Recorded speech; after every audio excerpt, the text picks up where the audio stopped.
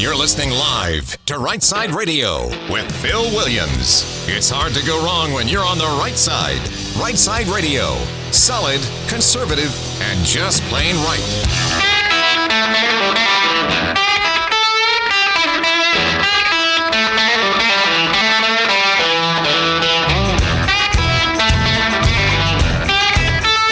Alabama's syndicated news talk leader, Rightside Radio. Phil Williams here live in the Rightside studios, man. We got the local, the state, the national, covering down on all the issues. And oh yeah, like the dude just said, solid, conservative, and just plain right. Welcome to the middle of the week. It is indeed hump day. That means we got a special audio, special for Wednesdays. Play it, man. Uh-oh. Guess what day it is? Guess what day it is? Mike. What day is it, Mike? Leslie, guess what today is? It's hump day. Woo-hoo! It is indeed. It's hump day. You're halfway to the weekend, and praise God. All right, so we're going to get you all the way there, I swear. And it looks like we may have some rain coming in, too, so some of y'all batten down the hatches. But I don't know about y'all. My grass is getting a little crispy, so I'm pretty sure we need it. All that to say, we got a great lineup for you today, but Big Rig is on the board. Hey, man, how you doing? Good. How you doing? So you did not get a chance to see the debate last night. No, I did not. Your mental health is probably better right now than mine. Maybe. Just saying. All right. Hey, listen, we got a great show lined up for you. It's 4 o'clock on Wednesdays means we're going to have the Grand Council, Jeff Poore and Dale Jackson, scheduled to be on with us. So, yeah, the Grand Council, as always, on Wednesdays at 4 o'clock. And then Triple Dipper full of stuff, so hit it, man. The Triple Dipper. 3 stories you've got to know. That's right, the Triple Dipper, 3 stories, 3 themes, if you will, that you got to know as we run today's show. Okay, the debate was last night, so the first dipper is called the morning after. That's where we are. Yeah, listen, first of all, God is still on his throne. Do not forget that. And it was not the night that all of us wished it could have been. And it was not like, listen, it was not all bad. There was not a turning point. We didn't lose the race last night.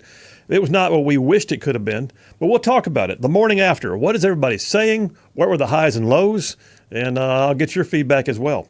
So the morning after, that's number 1, Triple Dipper. Number 2, I didn't get to it yesterday. My plan is to get to it today. Transmania. Look, I am just personally sick to death of the whole transgender agenda, especially as it comes to kids. But there's been some new developments. There's a definite pushback. There's a waning, if you will, of the ability of the transgender agenda to move itself forward, and I hope that continues in a positive way.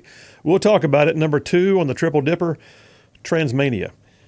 And then number 3, Trump made a great point last night. In fact, I'll play that piece. He talked about the fact that, Kamala tried to zing him and say, well, there's a whole lot of former members of your administration that say they can't support you, yada, yada, yada. And he said, that's because I fired them, unlike your administration that never fires anybody. Well, how about accountability? Does anybody ever lose their job for doing anything wrong in a Democrat stronghold or a Democrat-led administration? Do they? Because here's the deal. Zero accountability kills. It does, especially in major positions of leadership like this. So number 3, Triple Dipper, zero accountability kills. We'll talk about it. Well, let me jump on the Rightside Way monologue, the opening monologue for the day. And so last night's so-called debate with Trump and Harris, well, it's in the can, all right? It went a full 12 rounds. And there were winning moments and there were losing moments on both sides. But there were also some missed opportunities. And there was one glaring omission that the supposedly fully unbiased moderators from ABC just passed right over. But to really outline what I'm referring to, let me step off into some good memories for a minute. Go with me here. Warm the cockles of your little ruffian hearts. Just let's go to a happier place for a minute. So when I was a kid, one of the safe places in life, one of my favorite sanctuaries of all time, it was my granny's house. All of us cousins, we all called her Granny. Granddaddy was a steel worker in Birmingham. They built a little 2-bedroom house in an old section of West Birmingham called Wylam back in the 1940s. And they lived there until the day they died. My granny met my granddaddy on a blind date in the 30s, and a week later they eloped and they were married until granddaddy passed away almost 50 years later. My granny's house was special. There was no central heater air, just a couple of window units and some floor fans, a central furnace in the main room that came up through the floor. It never seemed to matter, though. In all the years at Granny's house, there was always a drawer that had candy in it. There's always new comic books she picked up at the store for all of us cousins and kept them on a shelf in the little hall closet. If she knew I was coming, it was a sure thing that when I got there, she'd either have a Mississippi mud cake or a pecan pie sitting on the back porch, and sometimes both. Every year at Christmas, my granny, she'd lay out the Sears and Roebuck Christmas wish list catalog, and all us cousins, we'd all mark something in it that we wanted. I found out later on she was on a fixed income and sometimes got government cheese, but I never knew it because there was always that gift at Christmas that came out of the Sears catalog that I'd marked. I ran around that backyard at Granny's house with my cousins picking up pecans from the 2 trees that my dad and my uncle helped plant when they were young. And there were always cap guns and army soldiers and toy cars in the dirt floor basement where she kept all of her canning supplies. In the evenings, we'd sit outside on the glider on the front porch, talk about how things were and where things used to be. And we shuck corn and split peas and drink coffee and just visit a spell. And the meals. Oh man, the meals. Granny would fix up some creamed corn and cornbread or chicken and dumplings or fried chicken. And there was always my favorite request of fried okra. And she cooked her fried okra in an ancient black wrought iron skillet that crackled when you bit into it. And to this day, nobody can make fried okra like my granny. It was a special place. And when I got to where I could drive, there's only one place that I would actually drive out of town to as a teenager, and that was my granny's house. When I was 17, 3 of my best friends and I decided we were going to Six Flags over Georgia, and Dad let us go. And even though another hour and a half in the car to get home wouldn't have been too hard, we decided we were all going to my granny's house. And we did. 3 other nasty, sweaty teenage boys showed up with me, spent the night. She made us all eggs and bacon and toast, and it was like there was 4 grandsons there that day. Everybody ought to have a granny. Everybody ought to have a granny's house. Now, I will say that there was a time when I learned some things that shocked me. Like, for instance, one time I saw Granny put a store-bought pie crust up in the refrigerator. It was a shock. How can this be? Another time I realized that the neighbor lady who came over to do her hair every so often actually colored it so that what I thought was not gray really was gray. How can this be? But the biggest shock of all was one day later in her years when I found frozen okra in the freezer. Frozen okra! My wife still laughs at the shock and dismay when I found out that the legendary fried okra was not always fresh from the farmer's market. So it's an inside joke in the family still. But yet, really nothing had changed. But the image in my mind for a minute, and then we laughed and she fixed some fried okra and it was as good as always. But listen, let me ask you this. You can sort of get the sentiment, right? You can tell where I am. That was a special place and she was a special woman and she has a special place in my heart. But what if I had looked at my granny after a lifetime of love, security, and joyful memories that I had just looked at her and said, that's it. Frozen okra, you're out of my life. I can't stand for this. I don't need you anymore. You aren't what I thought you were. Well, who does that? Not me. My granny could have served me shards of broken glass and I would have eaten it like a royal feast. My granny was precious, not because of what she cooked or what she gave or what she looked like. She was special because she was my granny. Now, I say all this because last night there was a glaring omission in the debate between Trump and Harris. Because not one of those moderators dared to ask Kamala Harris to address why she was all in for Joe Biden for so long and then just cast him aside when she didn't need him anymore. All right, is this a stretch on my part? I don't think so. Referencing my granny and then talking about the way she treated Joe Biden, you can tell a lot about a person's character by how they treat those who they say they care about. Think about it. Kamala didn't need Joe. She just needed to use Joe. She propped him up past the point that he could effectively do the job. And then when it became obvious that everyone else could see what she already really knew, she cast him aside. Has anyone yet heard her say anything about how awkward it is to suddenly have to step into his role as the candidate for president when she had been talking about what a great job he's been doing? No. Has anyone heard her say, this is really hard for me because I love Joe? No. No one's heard her say, I didn't see this coming, but I'll rise to the occasion. No. Nothing remotely sounds like she's even feeling the impact of the fact that a man who has been a staple in her party for decades is suddenly out and she's been thrust in. No, because in the depth of her soul, there was never a need to support Joe Biden. There was only a need by Kamala Harris to use Joe Biden to get what she wanted. And when the day came that other people rushed to her side to help her shuck him out the door, she stepped in gleefully and forgot that he even existed. Who does that? Nelson Mandela once said, "A society that does not value its older people denies its roots and endangers its future." So lost in all the policy-making, debate prep, and media blasts and political kabuki theater is a simple fact that Kamala Harris will apparently use people, even her elders, to get whatever she wants and then cast them aside when they're no longer convenient or even needed. And that level of callous indifference, that is not the kind of personality that I want making decisions for me and mine. That is the kind of person that sees people as collateral damage for the sake of their agenda. That's the kind of person who views life as expendable, people as baggage. That's the kind of person who lets good people become her stepping stones to get whatever she wants for herself. This is classic narcissism. It is vacuous. It is dangerous. So make no mistake, I'm no fan of Joe Biden. I also don't have a history, of claiming him as my own.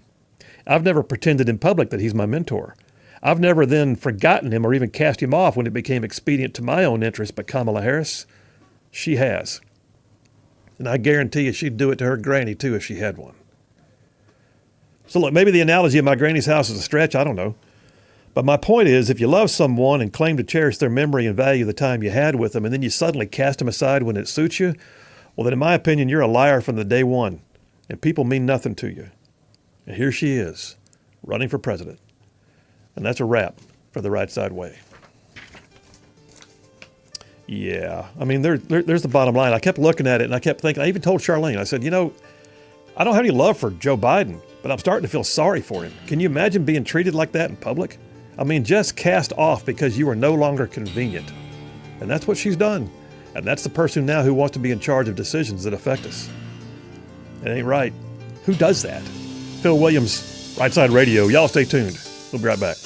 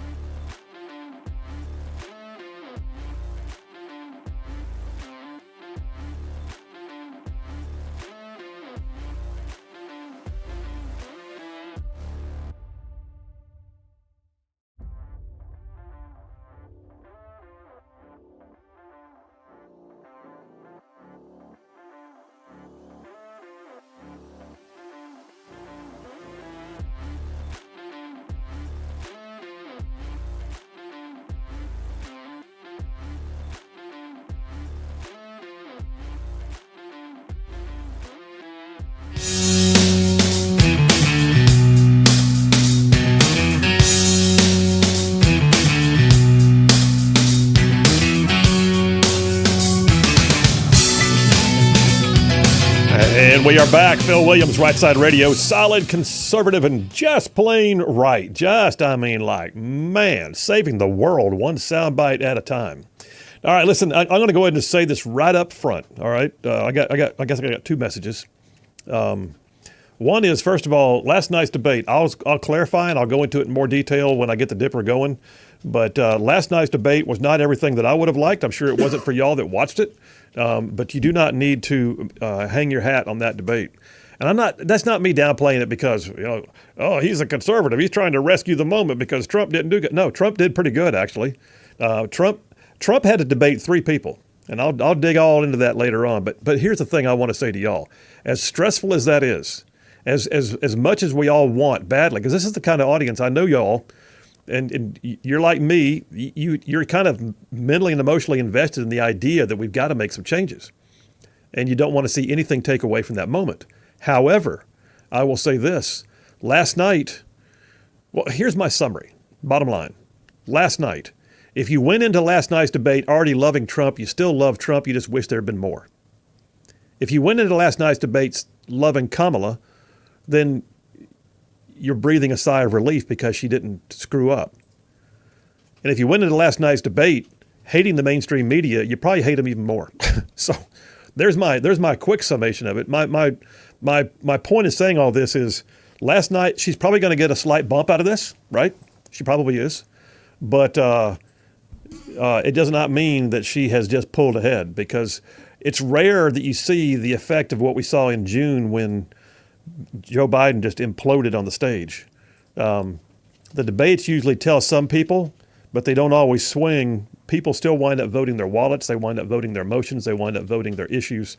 And so we ain't done yet. We got a long way to go. In fact, they like to say a week is a lifetime in politics. We got, almost 6 weeks-ish, thereabouts, a little more. Hold the line.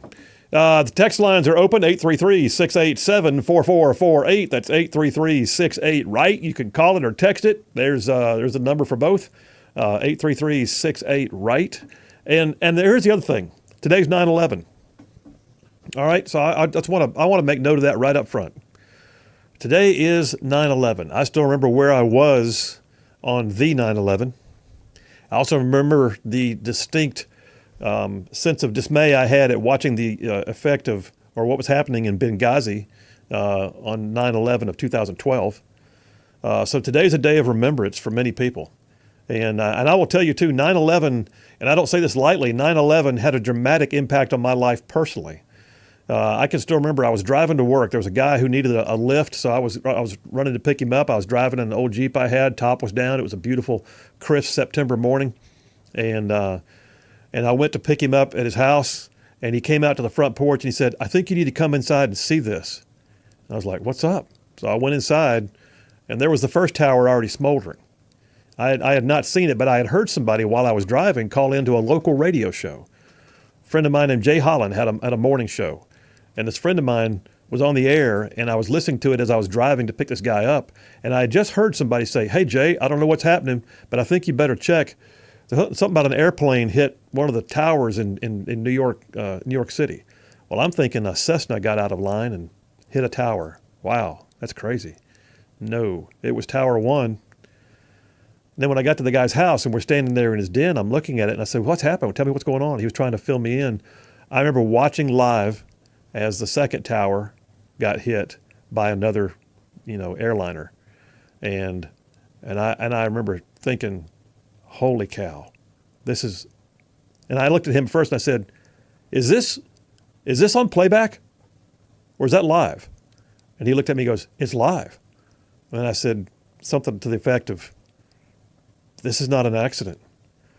I went to work that day. I dropped him off and I went to my law firm and I couldn't stay out of the break room.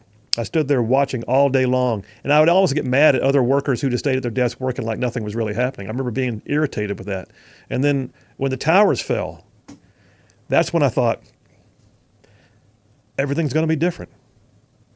Everything's going to be different. And it was.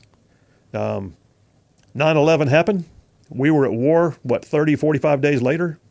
I got my warning order, and I'm pretty sure I was the first reservist in the entire state of Alabama to be called up. and I launched, and I was gone. Starting in December, pretty much I was mobbing, and I spent all of 2002 living in a remote patch of Afghanistan. Changed my life, absolutely changed my life. Changed my family's life, changed the trajectory of a lot of things. And I know the same could be true for a lot of you out there. 9/11, that is today. Let us not forget as we talk about politics and things and, agendas and cultural issues and do all the stuff that we do on this show. We also want to be the show that remembers. And we remember the heroes of Benghazi who stood for 13 hours in the gap as wave after wave of attackers tried to take down Americans for no other reason than the fact that they were Americans. 9/11. Stand strong. All right, listen, we're going to come right back. I got a ton of text messages already, man. We're going to check in, and then I'm going to jump on in. So y'all, hang on.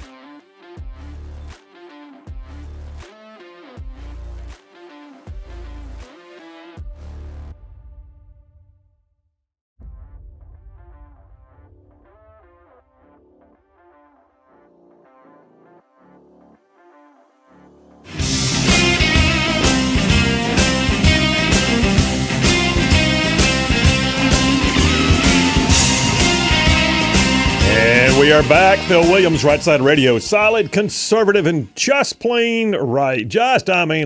Covering down on some major ground across the northern half of the most beautiful state in the nation. This one right here, I'm talking about Alabama. Y'all, this show goes like way down south of Birmingham, up north of Huntsville, Tuscaloosa, back to Gaston parts of Georgia, Tennessee, even Mississippi, all thrown in just for good measure. Man, we got some new textures in the line, Big Rig. Another one just dropped in on top there if you grab that one. Appreciate all of y'all just jumping on in.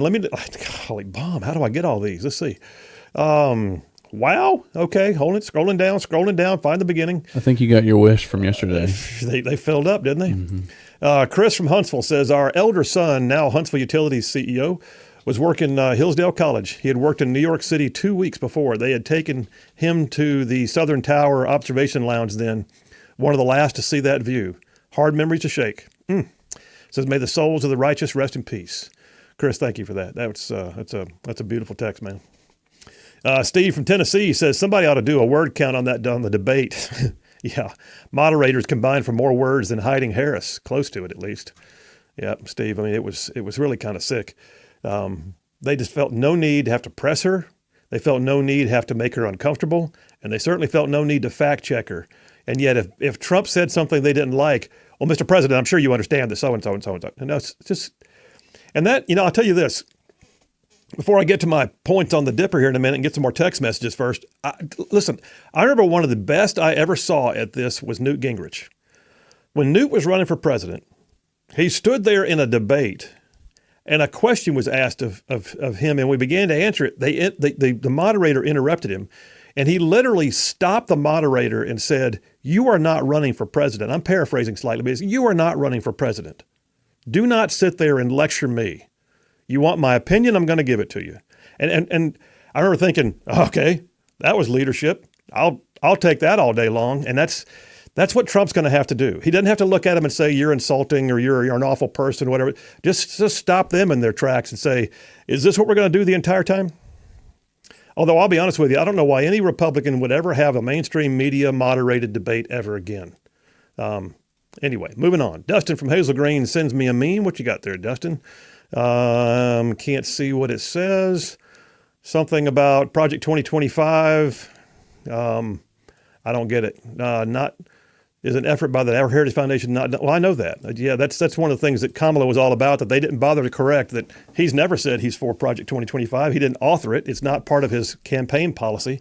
But because it's out there, which, by the way, Project 2025 is not that scary. I'm not sure there's anything in I disagree with it. It's a list of stuff that conservatives would like to see. Why is that bad? Well, there's an evil plot mixed in there somewhere for world domination or something. I don't know. David from Mathens says, looks like Harris has a great economic plan for the middle class. It's called wealth redistribution. Yeah, middle class had to pay for these vote buying schemes. Yes, indeed. Marie from Madison says, so why did Joe and Kamala both have to be coached for weeks to prepare for their respective debates if they're speaking from the heart? Good point. Being genuine, authentic, instead of acting or performing. So you bring up a great point, Marie. It was very obvious to me that she was rehearsed. I think that anyone with a objective view is going to see that. Now, I will say this. Trump has never had what I would call a typical speaking style.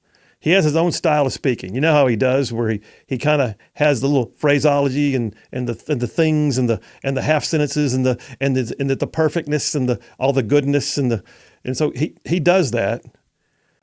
And when you're standing next to somebody who has prepared and they're concise and clear, and you're doing that style of speaking because you haven't prepared, because you're just being yourself, and I get it, then it's not going to come across the same.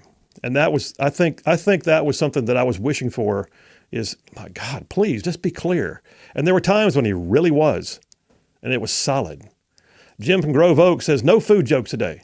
Cutesy time's over. What we saw last night standing beside Trump was a demon that took human form. Okay. Jim, at the same time, I will not give over my joy to them. How about that? Because the joy of the Lord is my strength, and I am not taking any of my emotions based upon what Kamala Harris is going to do. And I'm not rebuking you here, Jim, but what I'm telling you is Brother, you cannot let yourself be given over and let them drive your mood. And none of us can do that. Don't do it. Don't fall into that trap. That is not me downplaying it, because I was just reading this morning in Ephesians that we are to see evil and call it out.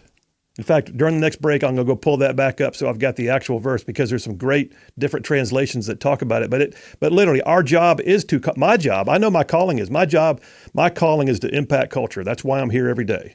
That's why we're building Rightside Media. We're doing podcast and written word and radio and all of it. But the truth of the matter is this. We also cannot give ourselves over to allow our emotions be driven by the other side. Never. The joy of the Lord is my strength, and therein is where I'm going to stand. John from Harvest. Phil, nice monologue. Conventional pundit wisdom may be that Harris won the debate, but this is really more style over substance. On the substance, Trump did better. I agree with that. On style points, Trump was Trump. Harris was unburdened by the truth of what has been. As expected, ABC fact-checked Trump, but didn't correct any of the blatant lies from Harris. Yeah, we'll dive into that in more detail here in a minute. Morgan from Fort Myers. Oh, Lord, this is a long one. Morgan, hang on a second. So I think Kamala's a horrible human being, okay, that would probably sacrifice anybody in her life to further her political agenda, but I don't really want to talk about her. My happiest memories for Christmas isn't my Nana's house. I think he's trying to say is at my Nana's house. She would always make turkey and the best stuffing in the world and always had extra helpings for me because she knew I loved it the most. It was always a joy to be there. She loved it when the whole family was together, and she was the glue that held us together. It's a happy and sad time to think about it, but I'd love to go back and sit down at her kitchen table one more time. Yes, indeed, my brother. And that was part of my point, was to give you something else to hang on to in my monologue, if you heard it, talking about my granny's house. And not to downplay the moment, but to use that as a transition piece or an analogy to also then talk about why I think Kamala Harris and her presidency is devoid of those things that you and I both love, Morgan. What else we got here? Golly, brother, I can't keep up, man. Are we gonna? This is. Have you seen the text from Mel? I haven't even gotten there yet. No, okay. Is it top of the list? Where is it? No, I see Mel. Mel says, "Have you seen this?" And there's a picture. What do we got here, Mel? Yeah, I have seen that, Mel, and I don't know what to think about it. I just, part of me looks at that and goes, all right, somebody confirm it, because it's a little conspiracy theory, but it's a little sassy. But hey, but yeah, it's possible. Well, and you're a tech guy. You know these things work. I mean, the government has a lot of technology that we're probably unaware of. So maybe the CIA gave her these special earrings. Could be. So yeah, the thing that Mel sent me was, have you seen this? And there's a thing going on the internet right now that there's a special brand of microphone earrings that you can wear. They're bone conduction earrings that allow someone to speak, and it looks like you're wearing pearl earrings when they're really just little speakers talking to you through bone conduction. And Kamala was wearing something that actually looks just like the ones in the ad. So I don't know, man. But you know what? I do know this. At one point I was live tweeting during the moderate debate last night, and at one point I tweeted out, "You can't tell me she didn't already have these questions in advance." That's the way I felt. So I don't know. I'm just saying, those earrings, man, creepy. But I somebody confirm it for me, and if you can find the receipts, I want to see it. John from Huntsville says, "Phil, awesome monologue, but I'm disappointed with you." Really? And Yaffe. Okay. And most of my fellow Republicans. All right. For saying that Trump didn't do a great job, because, man, I thought Trump was on fire last night. He reminded me of Rambo taking on the three people at the same time. And still absolutely obliterated Kamala Harris and the two moderators. Donald Trump gets a Rambo-sized A++ from me. All right. Well, John, outstanding. And like I said, if you love Trump going in, you're going to be okay. If you weren't sure what to think, then you're not sure what to think after it's over either. It didn't move the needle a lot. That's my perspective. Golly, Mom. Do I just keep doing text messages? You guys are awesome. Scroll back down. Brand spanking new in the text line, calls himself Hillbilly Yankee from Huntsville. All right, Hillbilly Yankee. He said, "I so much enjoyed your story about your granny's house. It reminds me of better times. Kamala Harris is a cardboard cutout of a candidate who cares only for power and has not one thought but for we the people." There you go, Hillbilly. You get it, man. Bruce from Springville. And by the way, welcome, Hillbilly, to the text lines. I'm just going to stay on this for a minute, man. This is too much. This is good. Bruce from Springville, when you spoke of your grandma, It reminded me of mine. She passed when I was young. God taught me that there's people that are better off than me and people that are worse off than me, but always be satisfied with what I have. It also applied to chivalry winning battle. Bruce, good text, man. And yeah, my granny, she didn't have much. And she didn't have much. She lived extremely humbly. And you know, when she died, she left us a few things, but she didn't have anything to leave us, you know, in terms of like any bank accounts or trust accounts or nothing like that. But, you know, she lived in a little small house in West Birmingham's section called Wylam. And Granny's the one that taught me you can have very little and you can take care of what you have. I mean, for me, I always think about my granny when I say the old phrase well, it's a phrase that I coined actually, but you can have dirt floors and still sweep your dirt. That's the way she took care of things. It was a tidy little house, always was. John from Huntsville, I don't understand why anyone thinks Harris won the debate. She didn't answer questions. She dodged others, said nothing of substance. Can you explain it to me? I'm about to. Wait one. I'll come back from the break and I'll jump right in. Ronnie from Danville, Phil, as it turns out, the terrorists got a $50 billion reward for hitting the towers. You got a receipt on that. I'd like to see it. Another spanking new one in the text line. Chris from Athens, we're glad you're with us. He says, we don't agree on everything, but we love your show. It infuriates me how Harris disrespected all the men and women who served in those two hellholes, only way I can describe it, with not apologizing and accepting responsibility for how much of a foobar that withdrawal turned out to be. Yeah, she avoided that one altogether, and that was one of the high points. I've got a top 5 moments in the debate that we're going to go into in a few minutes. And her refusal to acknowledge Afghanistan's debacle and then not be pressed on it at all is exactly on point. Jerry from Decatur says, what I saw in the debate was a courtroom setting where Harris was appealing to the audience as she would a jury to sway an opinion. She was appealing to emotions like as of a woman. He says she was pulling a trick. Let's hope the country didn't fall for it. Airborne. All right, listen, I'll keep up with these text messages, but right now I'm going to run to a break. We'll take that break. We'll come right back, and time to dive into the material.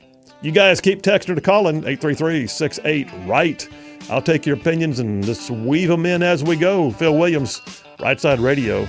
Y'all are amazing.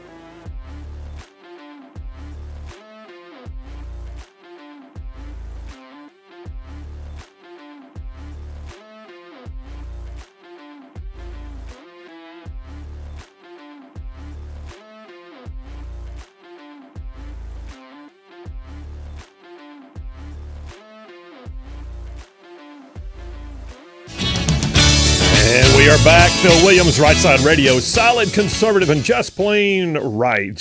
Making common sense like a superpower. All right, so we're diving right on in. I mean, you guys are still texting like a bunch of texting machines, but I'll catch up with those here in a few minutes. Let me jump into Dipper number one. I'm calling it the morning after. So the debate was last night. Everybody knows it. Some people care, some people don't. Some people watched it, some people didn't. I talked to one this morning who's actually the chairperson of a county Republican Party who I would have thought would have been diving right in, neck deep in it, and she got about 20 minutes into it and said I couldn't do it. So I get it. But I hung in there the entire hour and a half because that's what I do for you people. But there's already talk of a second debate. Really?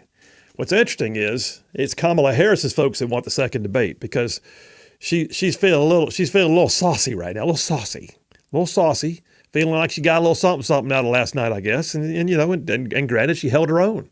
If she'd done badly, they would not have asked. But the fact that she wants another one also means she feels like she needs it. Trump, on the other hand, is declining to commit to whether he will. Is that because he did badly? No, it's because he also recognizes that that's Kamala Harris's comfort zone, is being in places where the press will treat her nicely and she won't have to answer questions or be fact checked. And so Trump does best on the trail. And so we'll just wait and see whether there's a second debate or not. I think part of that's going to depend on what the rules are and who's going to host it. Because right now, I can just tell you, if ABC, CBS, NBC, or PBS, or somebody like that says we'll host it, just give them a cold shoulder and stiff arm them and keep moving. I will say this, she did get the much coveted, but yet not unexpected endorsement this morning from none other than Taylor Swift.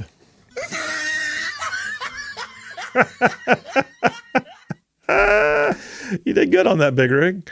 So Taylor Swift came out this morning and said she has now done her research and she is endorsing Kamala Harris. Well, good, said the woman who has made a career out about singing about her bad choices of people.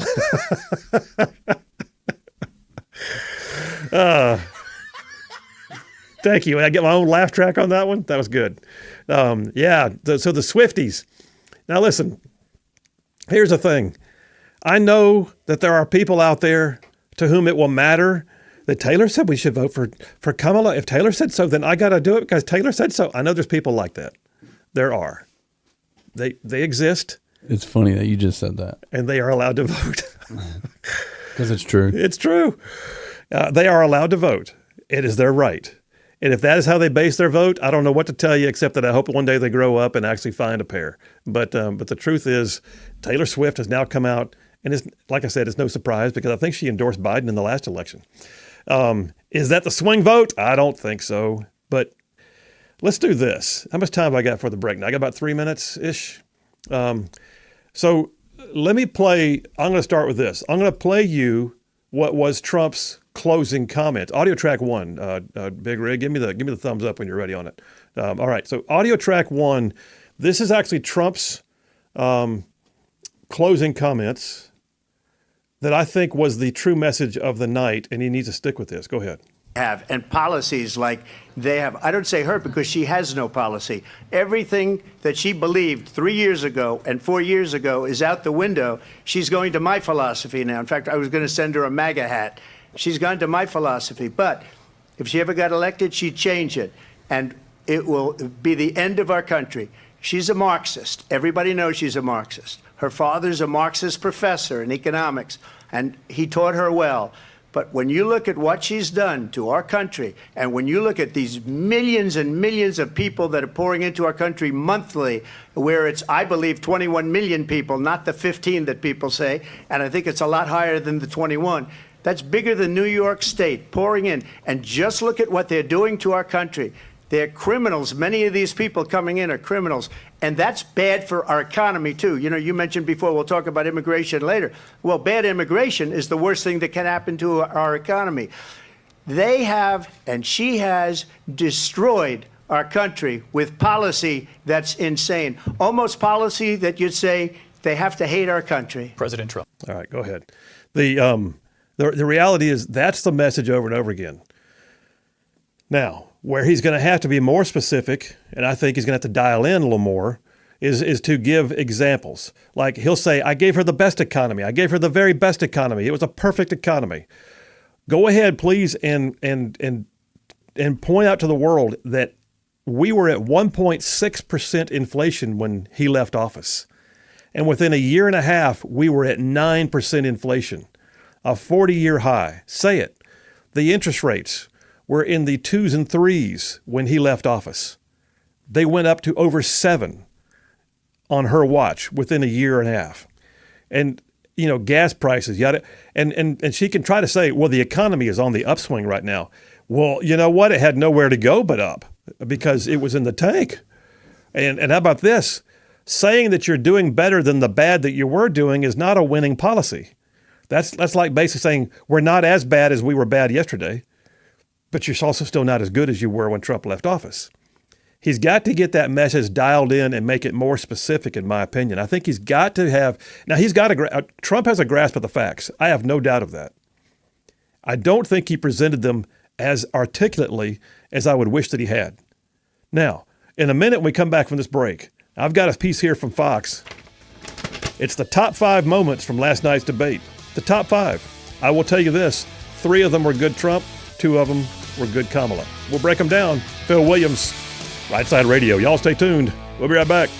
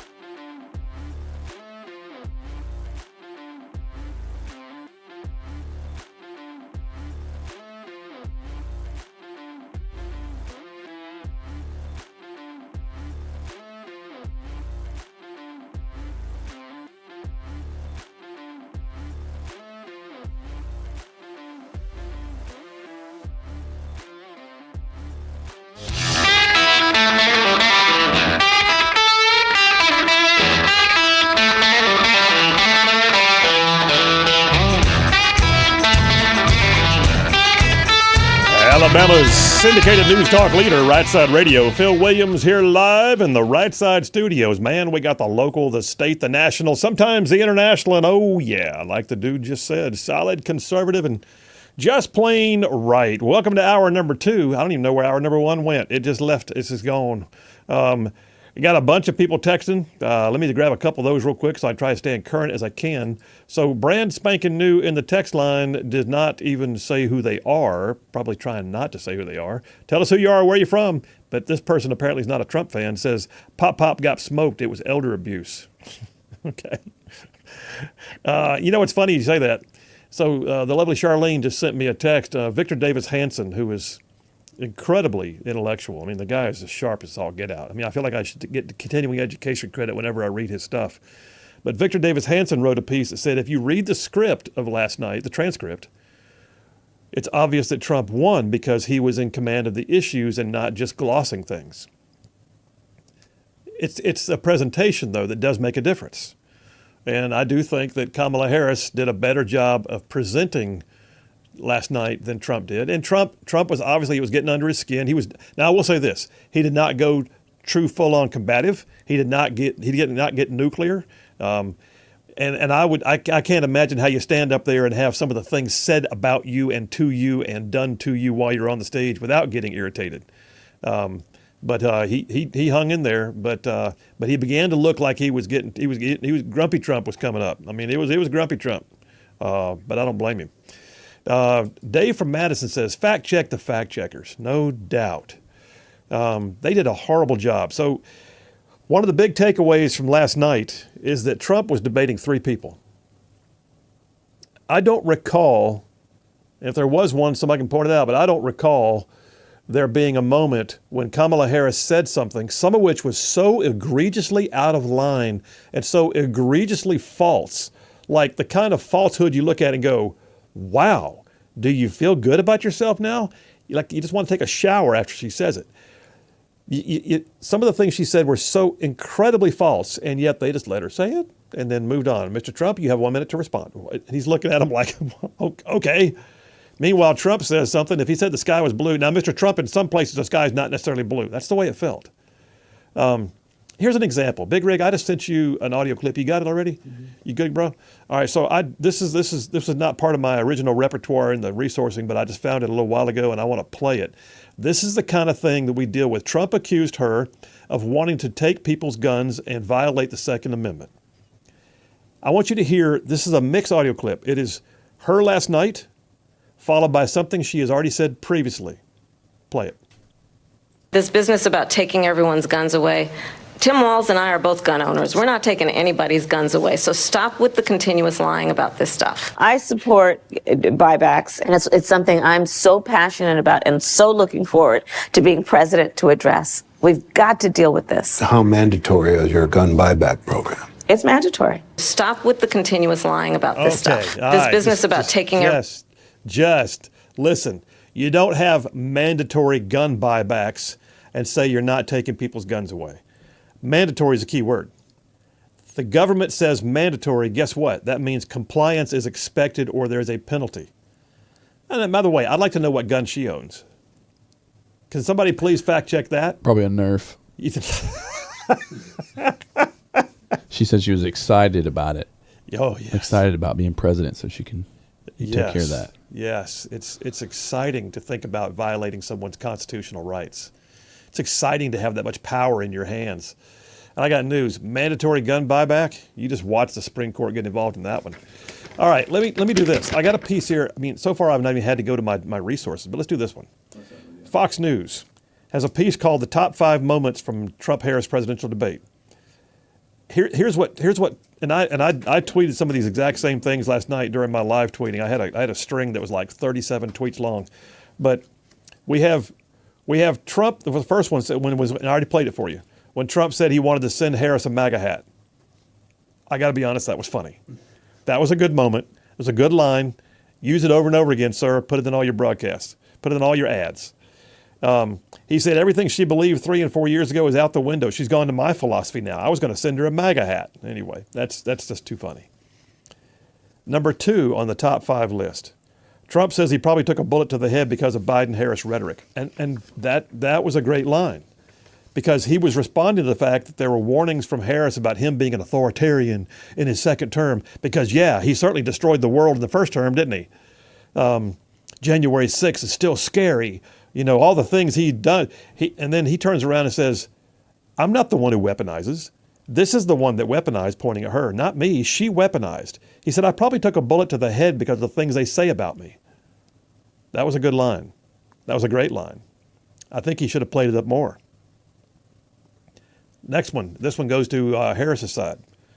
Number 3 on the list from Fox is that Harris says she's not Joe Biden, and that's interesting. That's a yes and a no for her. All right. Number 1, she's trying to differentiate herself, and she's also pointing out that Trump was more than once saying things and talking about, you know, things that Biden did. And she points out at one point that I'm not Joe Biden. She says, clearly, I am not Joe Biden.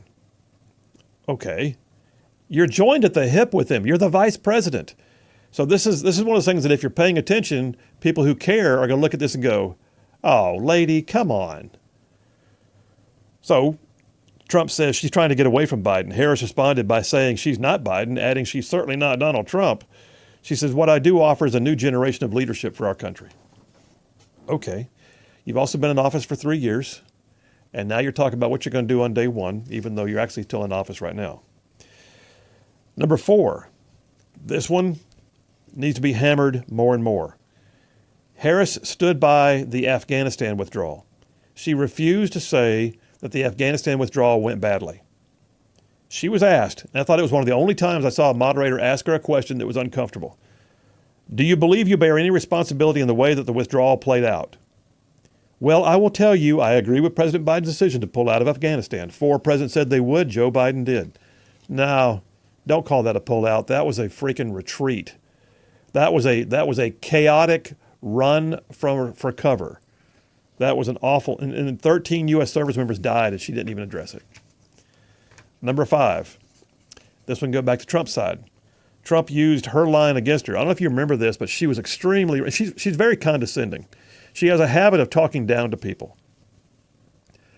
She talks down to them, or she condescends by pretending that she's like the kindergarten teacher, educating them on the things they just don't understand.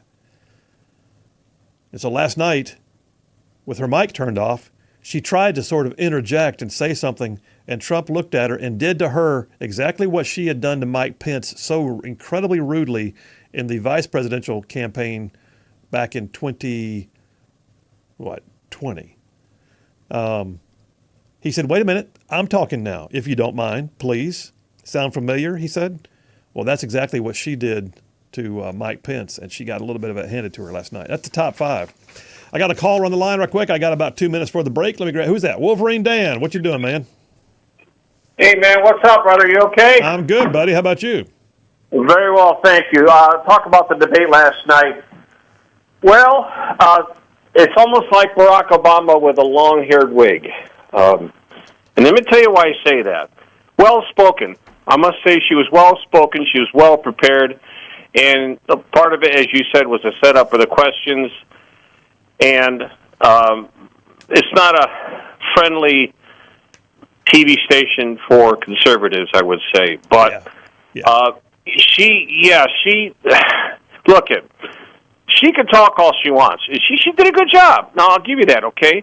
But the thing is, she talks just like Joe Biden talks as far as telling you a bunch of stuff they're going to do, and they don't do it. Yeah. There lies the difference between President Trump, that didn't have any help when he first started as a president. He made some bad decisions because that's a whole new arena, is political. You know that. You know the arena there. Yeah. And so he walked into and it's still a swamp, okay? But the thing is this. President Trump got things done with a lot less help than the Democrats have been helping Biden with this left-wing agenda. She's going to go so far left, and I really believe she's going to. She's going to destroy a lot of things in this country. We might not be able to get it back. So the point I'm trying to say is that she might have spoken well. She might have, maybe she won the debate. But here's the thing.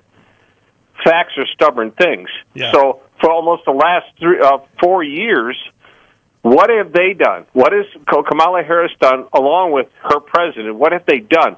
A lot to damage the country and ruining it. President Trump did not. What got President Trump was the COVID.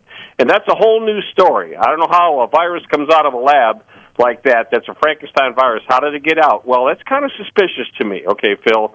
So what I'm saying is this. When you vote for someone that has done something, and it's proven that that person has done something.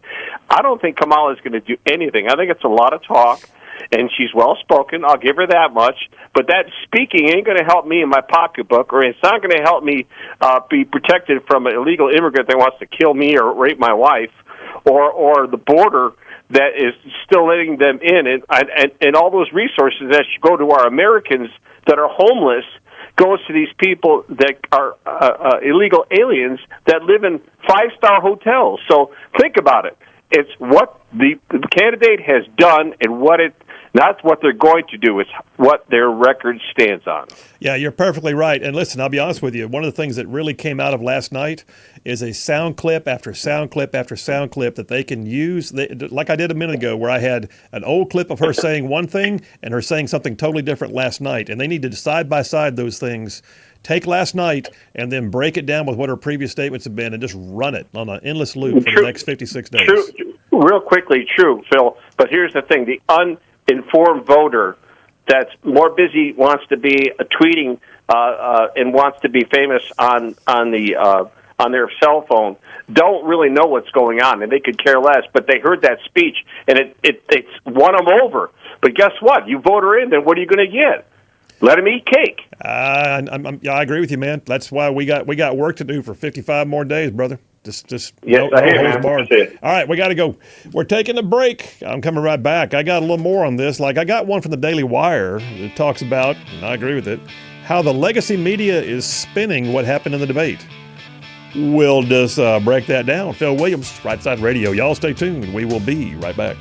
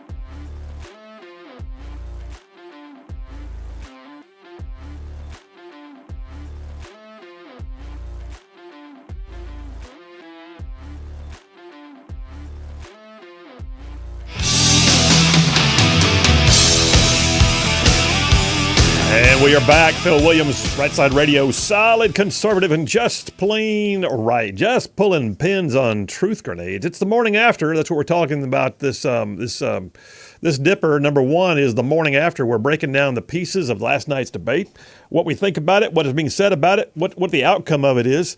So there's a piece I got here from Daily Wire. How the legacy media is spinning the debate. I think they nailed it pretty well. So the moderators last night, if you're not familiar, were David Muir and Lindsey Davis. And I'm pretty sure David Muir's probably got a white dudes for Kamala hat in the back room. But they proceeded to interrupt Trump and fact check him on multiple occasions. It was to the point of being just obnoxious. And they did so. I will say this. I know they felt like they had to be firm. He's a large personality, and they were trying to get their words out. But at the same time, they also, in my opinion, they came across as being abrasive in doing it. CNN, in the middle of the debate, like second half of the debate, put out a headline that said, Harris puts Trump on defense.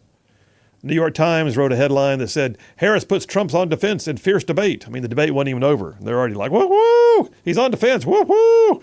I don't know that that's all entirely true, but it's a debate. It goes both ways. She was on defense a couple times, but meanwhile, NBC News wrote, Trump spreads conspiracy theories. Harris attacks on January 6th, that debate. No, I'd say the moderators attacked on January 6th. I mean, they were going after the whole Charlottesville debunked thing. They were going after, how dare he say that there's Haitian migrants eating people's pets? Well, the people say they are. In fact, where's that thing I got it right here? It's in the story. Yeah. What's his name? David Muir interrupted the former president after he discussed allegations of Haitian migrants eating animals in Ohio, saying the city manager has said the allegations are unsubstantiated. Unsubstantiated doesn't mean they're not true. It means the city manager gave you. So basically, they went straight to what the bureaucrat told them. Never mind the fact that we have reel after reel of people living in the area saying their pets are missing. They got body cam footage of a police officer arresting someone, saying that there's, they're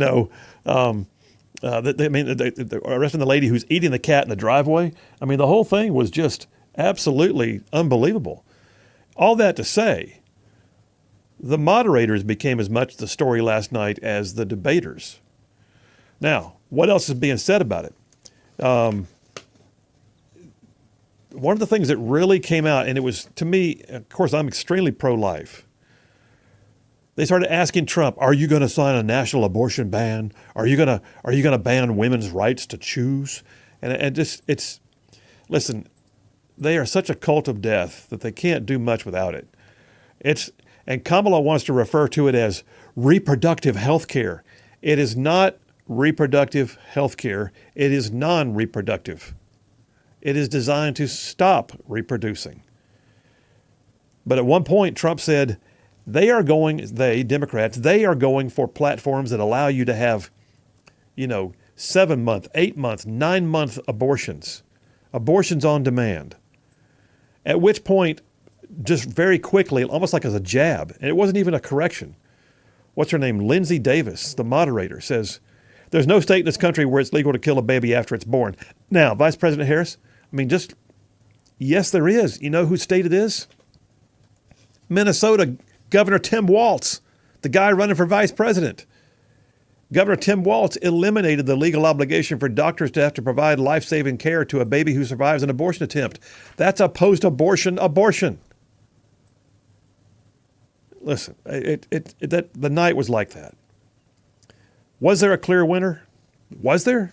I don't know that we can say that there was. Megyn Kelly, formerly of Fox, now with her own Megyn Kelly podcast show. Megyn Kelly came out and just slammed him throughout. And if you remember, Megyn Kelly got sideways with Trump back in the day. During the 2016 timeframe, I believe. She got sideways with Trump. She's not scared to ask a hard question. She'll do it. She'll put him on the spot. But she looked at it, and at one point she said, when he scores a point, they make sure she gets another bite at the apple. Must be nice to have the moderators running cover for you as a candidate. Makes it so much easier, she said. Yeah. And at one point she said, this is so bad, regarding the moderators, this is going to backfire. I think that's one of the stories of last night, is the moderators. Now, I'm going to wrap this up after the break. I feel like I have spent the whole show on it. But the reality is, this is a big deal. But in the end, we have to ask ourselves, is it the big deal? I got some thoughts on that. Phil Williams, Rightside Radio. Y'all stay tuned. We'll be right back.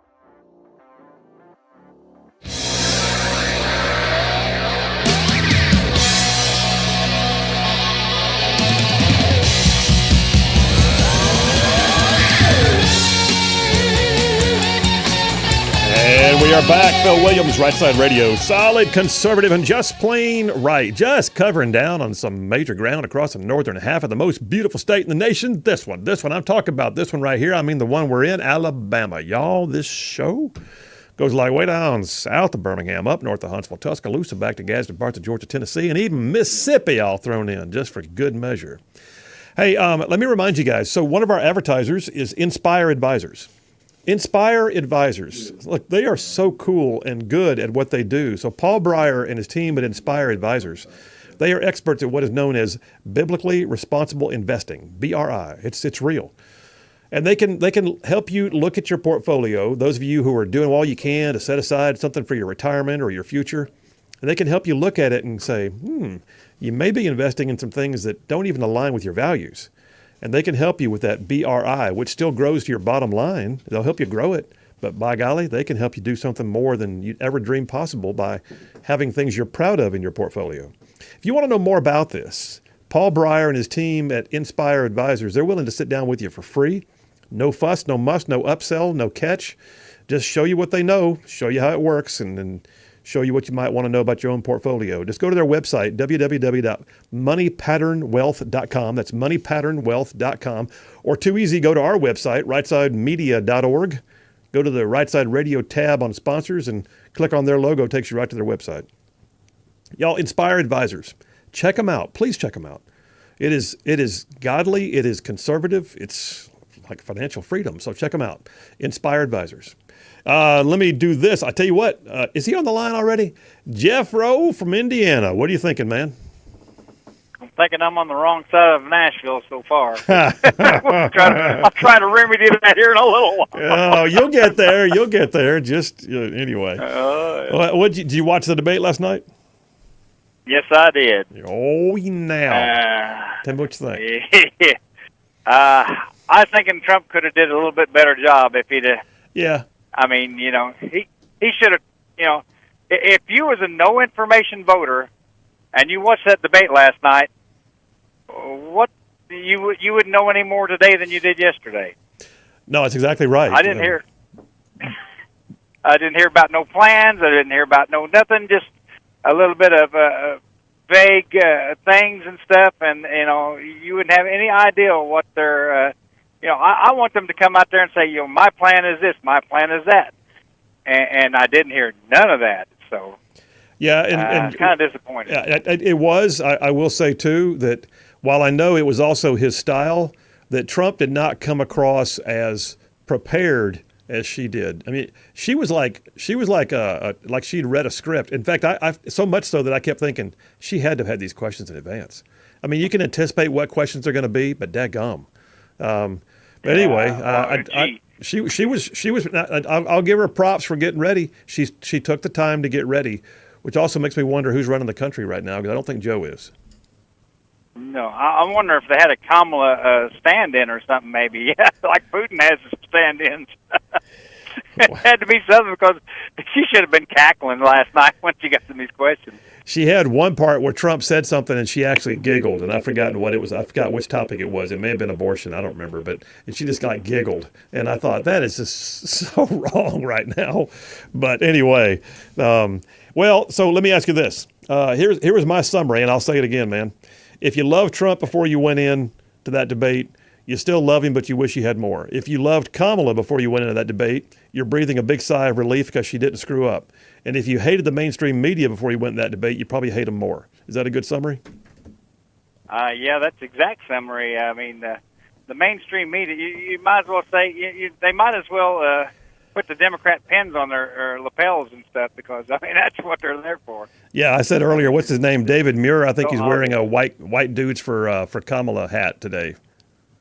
Yeah, I'm afraid they're all, was it 98% or whatever, I think, of all the media is supposed to be Democrat, I think. So they're showing their true colors. But whenever Kamala keeps bringing up the 2025 project, or yeah, whenever they do that, with no, Trump has avowed that he's not, hasn't even read the thing. I think that Trump should get a little communist manifesto book stick in his pocket and everything. And then when they ask him what the plan is for the Democrats, he should pull that out and start reading from it, because that's basically their plan. But and when they say, well, we're not the communists, we're not that and everything, well, I'm not 2025 Project either, but you keep bringing it up. That's not a bad idea. Back in their face. That's not a bad idea. The only problem is they'll replay it over and over again and say, look, he carries a Communist Manifesto around in his pocket. That's what they'll say. Well, then Democrats will probably vote for him then. 'Cause basically that wouldn't be a bad thing, would it? Oh, my gosh. All right, that, and just tell everybody that Taylor Swift's on his personal playlist, and it'll all be good. All right, man. Be safe going through Nashville, all right? I'm coming into her now, man. Have a good one. See you, buddy. All right, last couple things I've got on this, and then I'll take a whole bunch of text messages. You guys, if you want to text it in or call it in, it's 833-687-4448. So Fox did have a piece by Doug Schoen. If you're not familiar with Doug Schoen, he's a long-time political guru. His words, he said, it's pretty clear to him that Vice President Kamala Harris won what might be the only debate between herself and former President Trump. The vice president did have some help, too, he says. She was aided and abetted by two ABC News moderators who seemingly felt the need to fact-check virtually everything the president said. He pointed out that, Trump got clearly frustrated, and he became to be a little bit more strident as things went on because of his frustrations. The vice president, Kamala Harris, he says, also appeared to gain renewed confidence when she saw Trump faltering a bit under some of the questioning. But then he says, it isn't at all clear that this debate, just 56 days before the election, is going to fundamentally impact the outcome. She might get a bump for a minute. I think what's going to wind up happening, this is me talking now, I think what's going to wind up happening is the sound clips of her espousing things that are absolutely not correct are going to be played over and over again right next to her saying just the opposite on previous interviews or previous speeches or in previous policy moments. He points out, too, Trump spoke directly to his base. He said things like last night, like they talked about January 6th, and the first thing he did was say, the only person who died on January 6th was Ashley Babbitt, who was an unarmed civilian who was shot by a police officer who got out of control. And he talked about the lack of due process and the violation of civil liberties of people who are still in jail right now because they were simply present. But he also said what's also clear is that what Trump said in his closing statement is the case. And I played that for you earlier. Trump made his case. Like you could tell he had more prepared for his closing statement than he did for handling the issues throughout. He says, this is Doug Schoen again, voters remain angry about the direction this country is headed. And they also remain, dubious about the performance of Biden and Harris, as well as which candidate they trust more on top of the three issues that face the country the most: the economy, immigration, and law and order. Trump basically didn't have a great night, but he didn't blow it. Kamala had a better night than people had given her credit for going into it. But whether it truly wins the day for her is left to be determined because she's not picking up a lot of steam. And the last thing I've got here is a piece from Town Hall. And I agree with this, that Trump has been through the ringer, Matt Vespa says. He's the most persecuted, investigated candidate perhaps in presidential history. He says, I can understand the frustration, but winning the election is what's going to silence the left, not a debate. And he points out, he says the moderators were a mess, but there were times when he could have just nailed her on immigration. He could have just nailed her better on abortion. He could have just nailed her better on the economy. He could have nailed her more on the Middle East and foreign policy.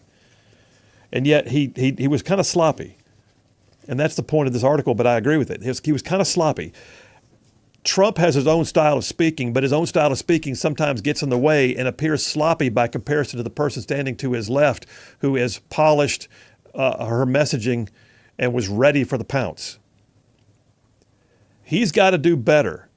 His base is going to love him no matter what. Those of us who want him elected are already in, and we know it. But there are people out there, believe it or not, there are people out there who care what Taylor Swift says. There are people out there who care about whether or not Kamala's hair looked good. There are people who care about whether she'll be the first woman president. It'll be so cool. Well, okay. So Joe Biden was the first 80-year-old president. How'd that go for us? Barack Obama was the first black president. How'd that go for us? You can do glass ceilings all you want to. It's merit that matters. All right, tell you what, let's do. Big Rig, I tell you what I'm going to do, man. Let's take the break a tad earlier than usual, about 45 seconds earlier than usual, so I can come back and have more time to get some of these text messages. These people are texting like crazy. So take it in, man. Phil Williams, Rightside Radio. We'll come back and get a whole bunch of y'all's text messages. My word, y'all got opinions. Phil Williams, Rightside Radio. Y'all stay tuned. We'll be right back.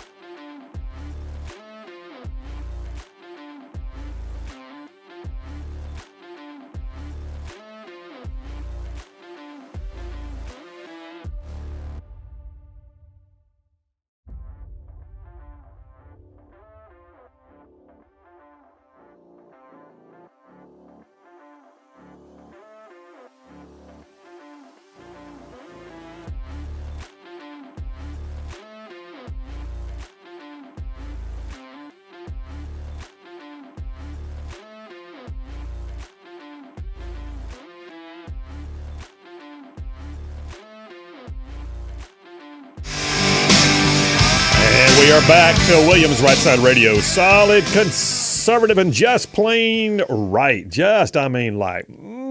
Making common sense like a superpower. I got a ton of text messages. I will do all that I can to get through them. Don't forget, by the way, coming up top of the hour, we'll switch gears and have the Grand Council. Plan is with Jeff Poore and Dale Jackson joining me. I also got to point this out, too. Big doings today. Big doings. So the latest edition of the Right Philosophy podcast is out today. Go to our rightsidemedia.org website. Go to the podcast tab. You'll find all of our stuff on that website, but the podcast tab has the latest edition today of the Right Philosophy.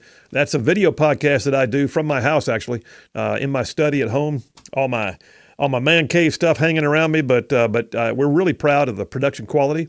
And by the way, the Right Click podcast comes out every Friday, and I just happened to see this pictures this morning of Birdman redoing the studio for the Right Click podcast. I'm pretty stoked about that. So stay tuned. More come. Right Philosophy is out today. Jeff Rowe from Indiana texted in again. Texted while you're driving, dude. Be careful. It says, another thing bothers me is how come Dick and Liz Cheney are still in the Republican Party if they're going to vote for Kamala. Yeah, by the way, and he points out, the whole rhino thing. The bottom line is the actual Republican Party does have bylaws, and they will not be allowed to run for office again having done that. I can just tell you, they won't. Not that I think they ever would. But stand by and watch for her to be a spoiler in some kind of an independent race or something one day. Red from Tony, Alabama says, Trump needs to remind people he's not a career politician. I remember that being a major moment of getting the people behind him. And if he debates again, he needs to ask about her plan that she has but won't talk about. She just put up her policies as went on the website yesterday or day before for the first time. Benji from Hackleburg sends me a Facebook post to watch. Benji, I can't watch it right now. He says, yeah, okay. He says, watch it after the show. All right. Thanks, Benji. Scott from Athens says, C.S. Lewis, The Abolition of Man, says a great many of those who debunk traditional or sentimental values have in the background values of their own which they believe to be immune from the debunking process. Okay. What are you telling me, Scott? But thank you. I'm not, by the way, I love C.S. Lewis. I just don't know where you're going with that. Jim from Grove Oak. Hey, Colonel, have you heard anything about the January 6 detainees being re-educated? I have not. If you got some receipts on that one, man, I want to see it. John from Lexington, South Carolina says, can we ask the FEC to charge ABC and parent company Disney with an in-kind contribution to the Harris campaign? No doubt. Just saying. It was like a gift. Ron from Tuscumbia says campaigns are snapshots and sound bites. Kamala gave Trump quite a few of them. He got some too. You're right. Pam from Athens says, take a look at this, and sends me some pictures. Oh yeah, this is the whole earring thing. I know somebody else sent it. I think Mel sent it to us a little while ago, Pam. I don't know. Listen, Pam, we can look at a picture and go, oh, I think it's real. I don't know. If it's real, somebody's going to have to prove it to me. Now, if they come out with an expose and they say, we have the signal, we can tell what was happening, let's laugh about it all the way to the election. But if it's just somebody speculating online, it doesn't do us any good. Mike from Athens says, Kamala wants another debate. Let's get Laura Ingraham and Tucker Carlson as moderators. Yeah. How did David Muir fact check stuff? Google? I think he went to Wikipedia. Said Trump's closing statement blew Kamala out of the water. I agree. I played that earlier. Trump did a great job in his closing statement. Did Kareem text in? Kareem is the one who says pop, pop, got smoked. Oh, you got to change his name there, dude. You see that number there? The one that has pop, pop on it? Is right underneath Mike from Athens. So punch him in. It'll come up on your screen. You'll scroll down. It'll be there. Bob from Madison says, hey, Phil, there's actually 7 states that have no restriction on abortions at all, which could mean that the after death or after birth, they could be after death. What are you trying to say? Anyway, the after birth, they could be killed. Oh, boy. Mike from Huntsville. Yellow Dog Mike. Phil, God is still on his throne. And after Trump went about people eating cats and dogs, he just laughed out loud. I got a new moniker for your show. It's Solid Conservative, just plain lying. Oh, Mike, that is so you. Just give me you got a sound effect over there, Big Rig. You need to give me a womp womp wah or something on that one, because Mike coined a phrase and it was so Good, Mike. All right, Dorothy from Elkmont says, there are, all caps, there are Swifties for Trump. A lot. Fact check. Dorothy, you fact check. Send it to me. I want to see it. I mean, I believe it. I don't doubt you. I think they ought to have hats and T-shirts, bumper stickers, Swifties for Trump. Bring it. Paula from Lacey Springs says, in the makeup and the hair. Oh, wait, hang on a second. We got two. What do we got here? I guess what she's saying, Paula said that in the makeup and the hair couture department that Kamala did well. Her hair did look nice, but I felt like I'd be mansplaining if I tried to say that.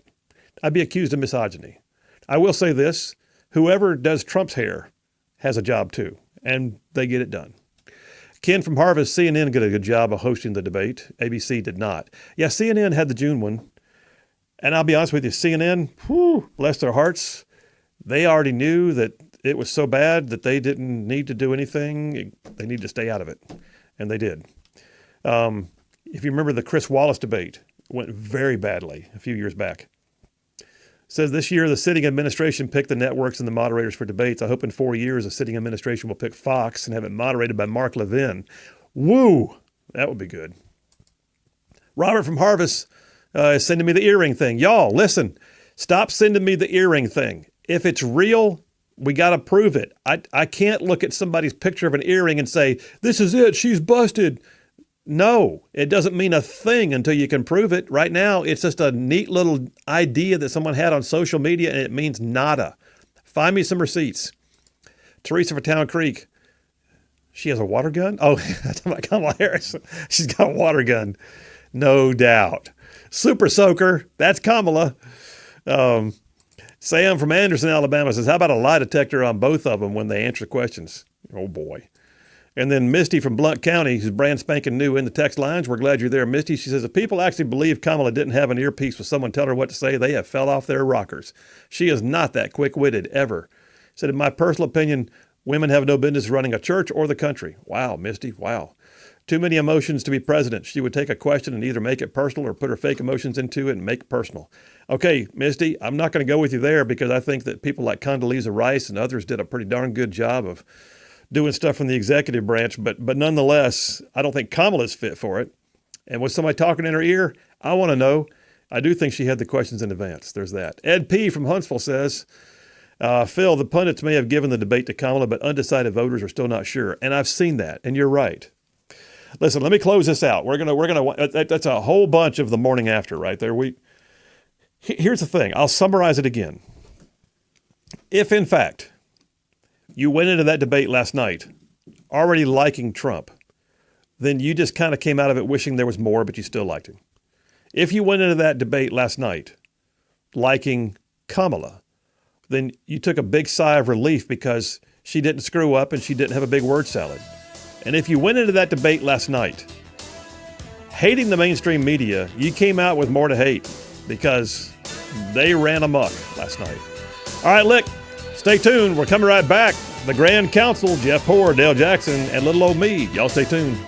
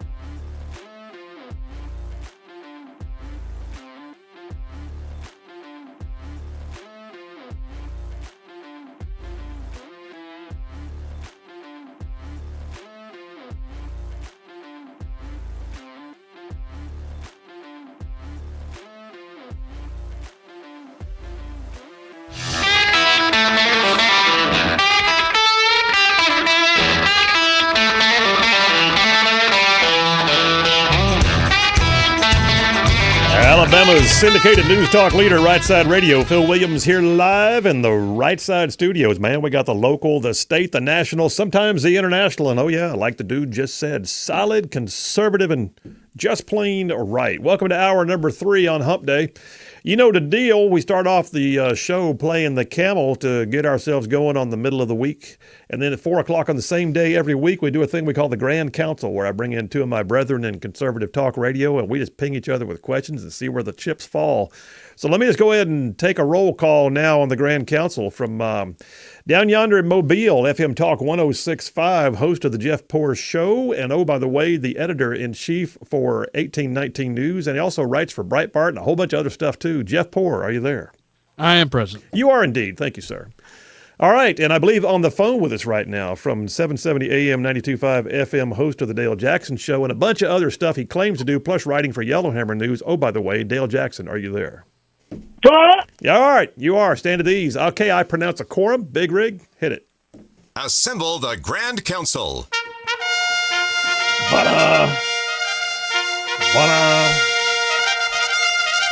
All right, fellers, I tell you what, I'm going to start it off with a somewhat light, euphemistic, and yet serious question all at the same time. Last night's debate, post-debate, that was a thing that apparently kicked her over the edge. Taylor Swift has now officially endorsed Kamala Harris. Does it matter? Does an endorsement like that really move the needle? Jeff, you first. I think it is a bigger deal than the debates. I mean, that's honestly, I do. It's a different time, and people don't like. It's all we've gotten so secular, and we look at our institutions, and they're not really giving us good direction. So it's a pop culture, and I think I don't think it's a surprise at all, and I think it's probably baked in some ways, but I don't think it's something you should just outright dismiss. Okay, so Jeff, with the pragmatic view of the Taylor Swifties, all right, what about you there, Dale? Well, I mean, look, she's endorsed, Marshall Blackburn's opponent. She endorsed Bill Lee's opponent there in Tennessee. Both those people won.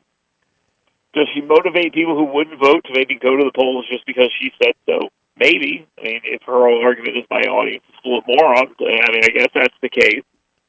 But I don't think it has that much of an impact. I think it's more of a, more of the pop culture media elite are in favor of our person. That's the message being sent over and over, sort of an inevitability push, and that's what they're going for. So, yeah, I think it helps, but I just don't think it's that huge of a deal.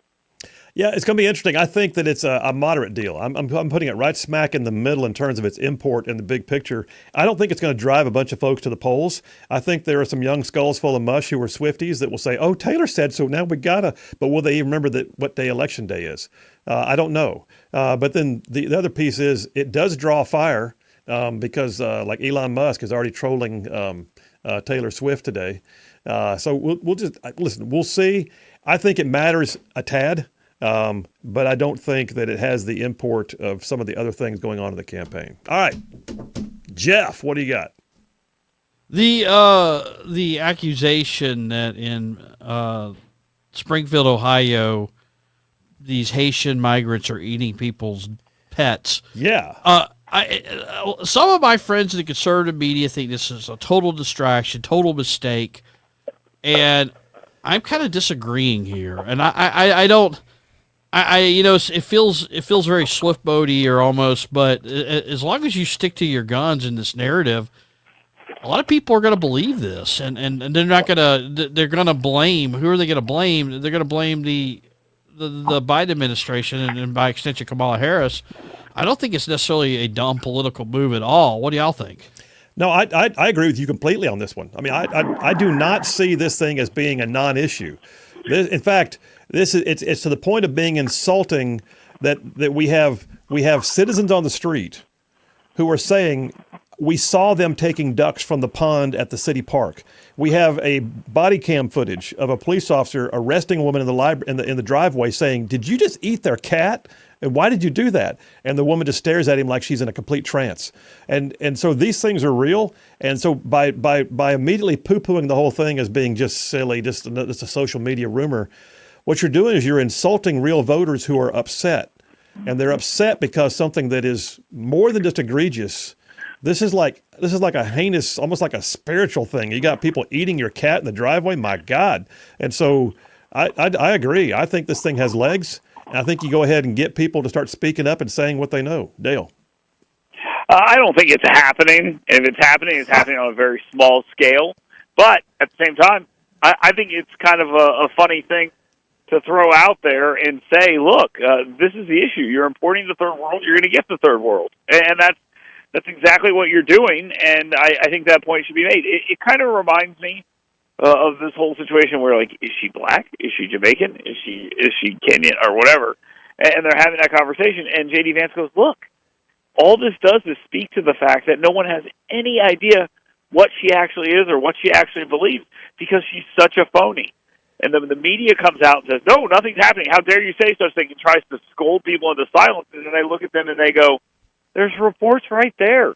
People see that and think, man, I don't trust these people normally. I'm surely not going to trust them on this. I think it's great. I just don't think it's happening on a large scale. I think we'll find cases here and there. But I think that it's a perfectly fair thing to bring up because you're importing the third world. So this is what you're going to get. Okay, all right. So I was about to disagree with you, but you rescued it there. Bottom line is I don't care if it happens in onesies and twosies. It's happening. That's sick. That's messed up. People shouldn't have to deal with it. And the reality is, and I hear your little dog barking in the background, you better hide him because Whiskers is going to get fricasseed if they start. I'm just saying. Jeff, it's your own question, buddy. What do you got? Yeah, it's a smart move. What to tell is here, guys. This is all you need to know. Watch how hysterical these people on CNN and MSNBC get whenever it's brought up. The media get hysterical and go on defense. I think that tells you what you need to know. All right, let's go to Dale, who is obviously at the playground right now. So, Dale, what do you got? I'm picking up my son from chess camp. Thank you very much. So one of the things that I think is interesting that we've been watching, and maybe it's just happening in Alabama, but right now you have that situation in Silicaga that's kind of like what we're talking about. Yeah. And you got the city council president being asked who's John Galt and all this other stuff. She has no idea what that means because she's an idiot. But these elected officials are not listening to their constituents, and it's happening in their hometown, not with some faraway senator who's ignoring them. Is there going to be a penalty for that in the next election, which is like a year away? Well, there needs to be a penalty now, and so in the next election, I don't know. They put her in office, and she's vacuous. I mean, she's literally a dunderhead, and so. First of all, I'm going to go ahead and say props to 1819. I think y'all are the only ones in the state really covering the story with some veracity. But the truth is, this lady who what's her name, Tiffany something in Silicaga? Tiffany Nick. Yeah, is literally dismissing her constituents for daring to come and speak out about why would you even? I'm just glad they're here. I'm glad they're providing something to the economy. That's not the question, ma'am. We want to know where they came from and how a busload of 50 showed up and why where are they living? What's happening right now? It's not a matter of we hate foreigners. It's a matter of transparency, and could you please keep us in the loop? And no one is. Jeff. Well, I'll tell you what's worse. It's not just that one city councilwoman. I mean, the mayor's outright lying about some of the facts on the ground. Yeah. And the police chief there is in total denial. I mean, just based on our reporting, like he is he is singing from their hymnal, doing what he's told. And there's a real problem and a real concern there.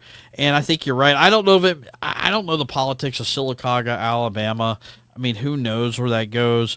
I do know this: the one politician in that area that is really, really just like on the ball here is Ben Robbins, the state lawmaker there. He really is. He sent the letter out. He's been doing some media. He's trying to get to the bottom of this, but he's having no luck, really. Yeah, it's the weirdest thing. I mean, you look at it and think, this shouldn't be a hard question. If a busload of 50 came in, where did they pick them up? How did they even know to get to a bus to be brought in? Who knew where they were to send them a message and say, meet the bus? I mean, there are people who know all the answers who are refusing to disclose all the answers. And it shouldn't be that hard. It sounds like to me, Senator, is that these migrants have sponsors, local sponsors in the area. And what's happening, and we're really close to putting some finishing touches on this, but they're paying these quote unquote sponsors to kind of play field marshal for these, and they're just pocketing the money, but they're supposed to be using it to make sure that they have a place to stay and food and so forth. But that's what's going on there, and this seems to be happening in all three of the hot spots: Albertville, Athens, and Sylacauga. All right, some more to come on that topic then. All right, listen, that's round one. Dale Jackson at chess camp, but we're gonna take a break, come right back, and go to round two with the Grand Council with Jeff Poore and Dale Jackson and just little old me, Phil Williams, Right Side Radio. Y'all stay tuned. We will be right back.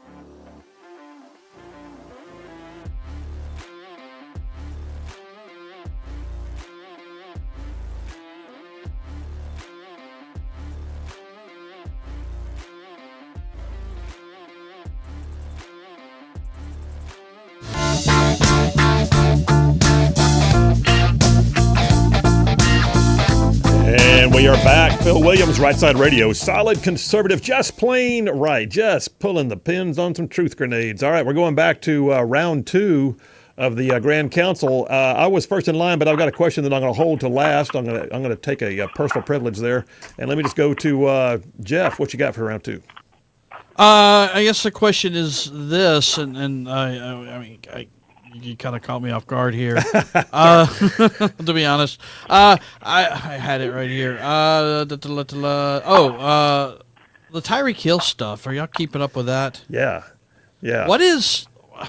I don't like these police officers and the way they sort of act, but like we who's at fault here and what needs to happen? Because I think I'll just tell you what I think. I think there's blame to go around, and both are in the wrong. I think just from all right. So my exposure to this is just watching the videos, right? And I'm glad they released the videos because it does show that you've got a situation.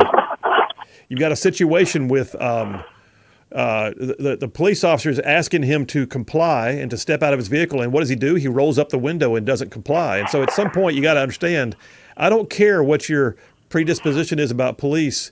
If you're pulled over, go ahead and roll your window down, put your hands on the steering wheel, and just say, yes, sir. And it's all going to be over with in a matter of minutes. He could have gotten a ticket and gone on his way, but he made the whole thing worse. The other side is, I'm not sure why they had to have 3 police officers and then take him down on the ground and cuff him. The whole thing seemed like it got blown out of control. And then, one of his buddies pulls up and wants to make a scene too.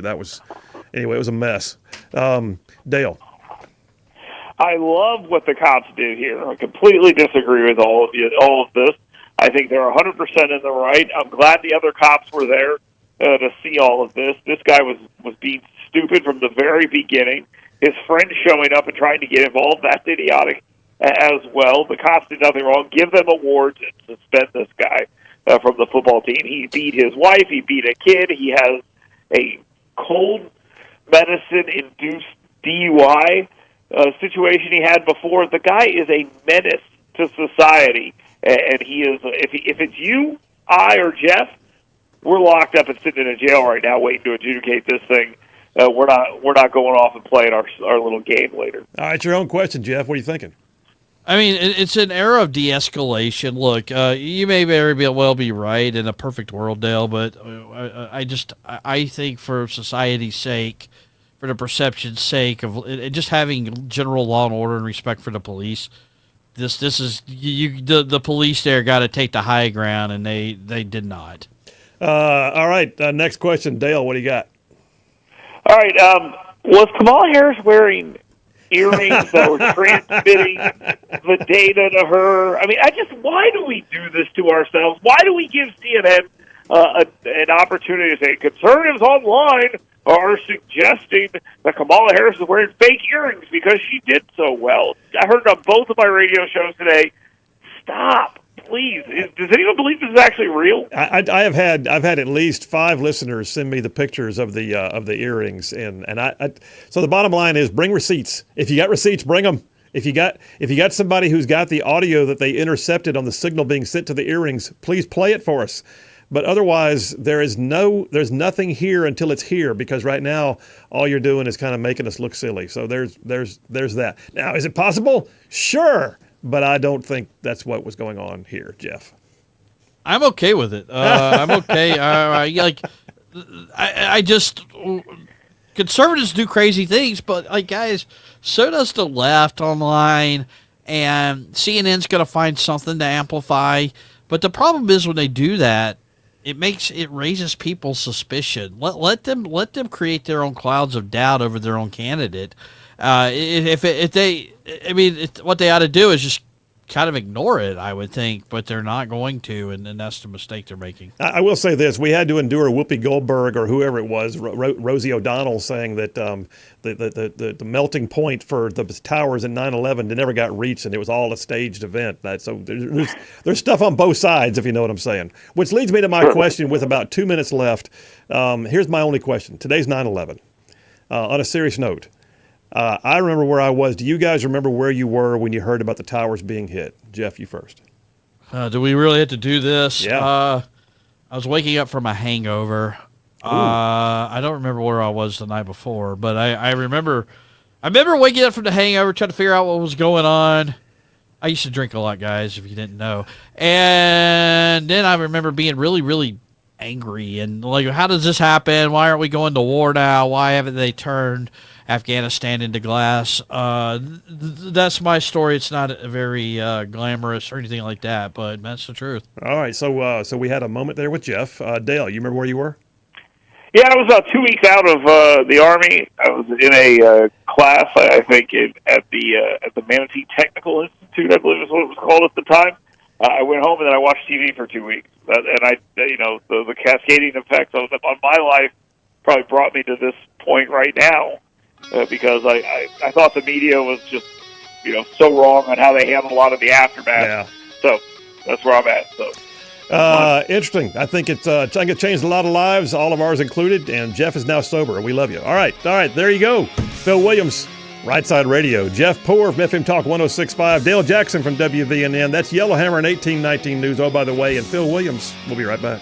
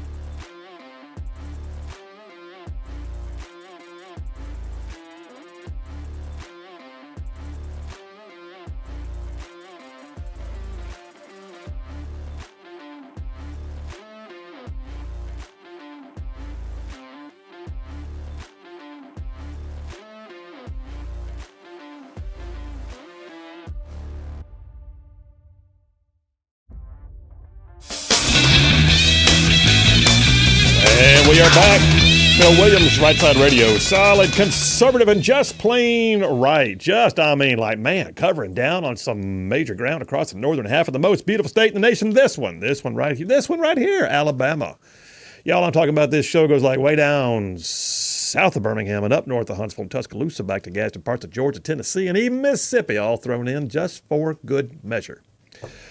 By the way, I got to tell you something else about Inspire Advisors. If you didn't hear this, so they've already been offering people an opportunity for a free look at your portfolio to see whether or not biblically responsible investing would be something you'd be interested in. Kind of show you whether there's things in your portfolios, your investments, that might be supporting companies that are absolutely antithetical to the stuff you say you believe in. It's a real deal. Paul Breyer and his team at Inspire Advisors are going one step further now. For this fall, they are holding monthly classes for those who want to dig in on what it means to invest and to be proud of what you invest in. They're literally going to teach you how to screen companies, select the asset allocations you need for your portfolio to determine the risk-reward match that you want, and to do so in a way that leaves you with a bottom line that's growing for your retirement or your set-asides, at the same time making you proud of what it is you're investing in. It's biblically responsible investing. It's very cool. And if you want to talk to Paul Breyer and his team at Inspire Advisors, it's too easy to get on this list. By the way, these classes are going to fill up quick. So the first one is this month in September. The next one's going to be October, then November. And if you want to sign up, all you got to do is go to their website, www.moneypatternwealth.com. That's moneypatternwealth.com. Or for that matter, just go to our website, rightsidemedia.org. We have a tab called Rightside Radio Sponsors. Go to it, click on their logo, takes you right to their website. Look, Inspire Advisors, they're doing everything they can to help folks grow their retirement at the same time be proud of what they're investing in. It's like conservative, godly, it's like financial freedom all at the same time. These classes will fill up quickly, so if you want to do it, check them out. Inspire Advisors. All right, we're going to jump on. I'm going to have to call this kind of a mini dipper because the rest of the show has already been sort of dominated by a ton of I got text messages here I've not even touched yet. I had one from Jerome from Rome. He hadn't texted in a while. I just saw his text in the string, and now I got to find it. Where'd he go? Jerome from Rome. Darn it. I'll find it in a minute. But the bottom line is this. You guys have been prolific texters today. But let me do a mini dipper here. Big Rig, go ahead and get that audio clip number 2 that I sent you this morning ready to roll. You good? You good on it? All right. So here's the deal. Let me preface everything by saying this. There was a moment in the debate that I thought Trump did a great job. He was classic Trump. He was witty and firm all at the same time. He was putting her in her place in a great way, because she was trying to do the whole, well, there's people that served in your administration who don't even support you. They've worked with you and they don't want to ever see you get elected again. And his response was, yeah, because I fired them. Of course they're mad at me. He said, they all go out and start writing books. He said, nobody wants to write a book in your administration because nobody gets fired. Nobody ever gets held accountable for anything in your administration. So what a great response. And that was not rehearsed. That was off the cuff. At least it appeared to be. So the point of the matter is this. Democrats rarely ever hold their people accountable. One of the only places in the world you're allowed to fail up is in government, and it's just absolutely ridiculous. There's a story that came out. Let me get these notes over here. Hang on a second. There's a story that came out just this morning, was it? I think it is. TheHill.com. Reporting that once again, Senator Tommy Tuberville is making waves. This story came out yesterday afternoon. Senator Tommy Tuberville from Alabama clashed with Secretary of Defense Lloyd Austin earlier this year about the Pentagon's healthcare policies, and now he is holding up the promotion of a top Austin aide who is in line to become a 4-star commander in the Pacific. Here's the storyline. The guy who wants to be a 4-star general, who is tight with Secretary Austin, was one of Secretary Austin's immediate aides at the time that Secretary Austin went AWOL. Remember that? Early this year, we lost the Secretary of Defense for like 5 days and nobody even knew it. Nobody notified the White House. It just, and so Tuberville saying, that was your job, Lieutenant General Clark, 3-star Clark. That was your job. And now you want me to confirm you for a 4th star? And you failed to even notice the White House that the SecDef was gone? And so, by the way, folks, that's your senator. U.S. Senator Tommy Tuberville is saying, I'm not about to confirm this guy right now getting a 4th star. Here's his quote from his office. Senator Tuberville has concerns about Lieutenant General Clark's actions during Secretary Austin's hospitalization. He knew that Secretary Austin was incapacitated and did not tell the Commander-in-Chief, said Mallory Jaspers. I've communicated back and forth with Mallory. She's great. And she's putting that statement out saying basically, why? Why? There's no accountability here. You talk about a screw up. The guy who is one of those in the National Command Authority who has nuclear power is missing in action for 5 days, and the guy who failed to notify the White House now wants his 4th star. Well, so last night, Big Rig, that audio clip, let's do this. I'm going to go ahead and play this. This is last night. This is the response to the attempt to denigrate Trump by saying, there's people who don't even want to work with you anymore. And he goes, that's because I fire them when they do a bad job. You don't.